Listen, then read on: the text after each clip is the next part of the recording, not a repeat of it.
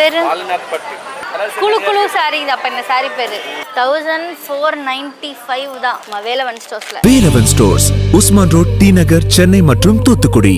தமிழர் ஆட்சி பார்த்துட்டு இருக்க எல்லாருக்குமே வணக்கம்.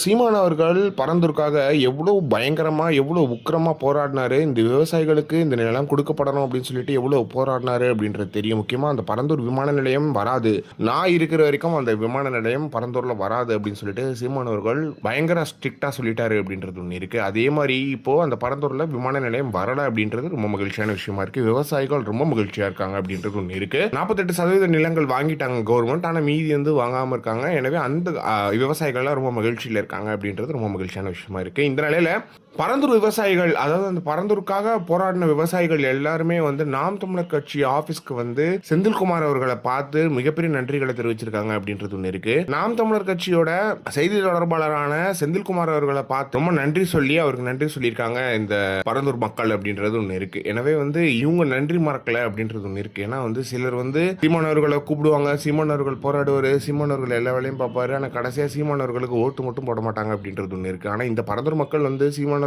மறக்காம சீமானவர்கள் கிட்ட வந்து இந்த தோல்விக்கு அப்புறமும் சீமானவர்கள் இந்த போராட்டத்தை கையில் எடுத்ததுனால தான் இந்த போராட்டம் ஜெயிச்சது, இந்த விமான நிலையம் வரல அப்படின்ற ஒரு நல்ல விஷயத்துக்காக வந்து நாம் தமிழர் கட்சியினரை சந்திச்சு வாழ்த்துக்கள் சொல்லியிருக்காங்க அப்படின்றது ஒன்று இருக்கு. எனவே மக்கள் சரியா தான் இருக்காங்க. இந்த ஒரு முக்கியமான விஷயம் என்ன அப்படின்னு பார்த்தீங்கன்னா வந்து திரைக்கவர்ச்சின்றது மட்டும்தான். திரைக்கவர்ச்சியால் மட்டும்தான் சீமானவர்கள் தோற்கடிக்கப்பட்டாரே தவிர்த்து ஒரு நல்ல அரசியலால் தோற்கடிக்கப்பட்டாரு அப்படின்றது இல்லை. ஏன்னா முதலமைச்சர் போய் பார்த்துருக்காங்க அவங்க அந்த விவசாயிகள், ஆனால் சீமானவர்களை பார்க்கணும்னு அவங்களுக்கு என்ன இருக்கு? சீமான் அவர்கள் அவ்வளோ நல்லா போராடி இருக்காரு அந்த மக்களுக்காக அப்படின்றது ரொம்ப மகிழ்ச்சியான விஷயமா இருக்கு. எனவே இதை பற்றி நீங்க என்ன நினைக்கிறீங்க அப்படின்றது மறக்காம கமெண்ட் பாக்ஸ்ல சொல்லுங்க.